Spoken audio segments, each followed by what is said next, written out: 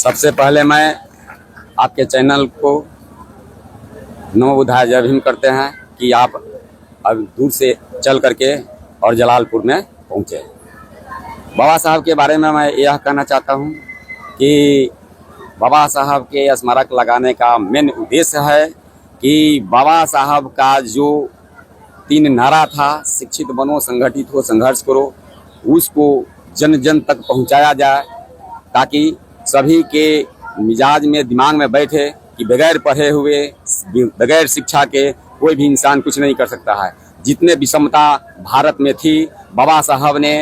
एक ही संकल्प लिए कि बगैर पढ़े हुए कोई कार्य नहीं हो सकता है, क्योंकि उनके पहले अपने महापुरुषों का अध्ययन बाबा साहब ने किए थे। कितने यातनाएं सहना पड़ा, फिर भी आज़ादी नहीं मिली। इसलिए बाबा साहब ये प्रतिज्ञा कर लिए कि ऐसा चीज़ है, शिक्षा ऐसा चीज़ है कि बगैर पढ़े हुए अपने समाज को मैं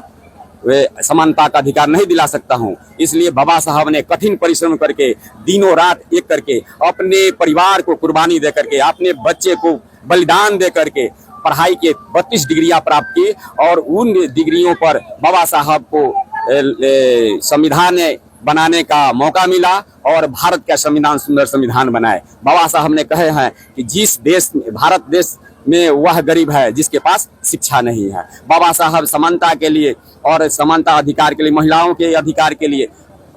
हमेशा प्रयास किए, जिसके बदौलत महिला को भी पढ़ने का अधिकार संविधान के माध्यम से मिलता है और जो दबे कुचले लोग हैं उनको भी समानता का अधिकार दिलाने में बाबा साहब ने सहयोग किए। इसी के साथ मैं बाबा साहब को अम्बेडकर लोक सेवा संघ के तरफ से और यहाँ जितने लोग उपस्थित हैं उनको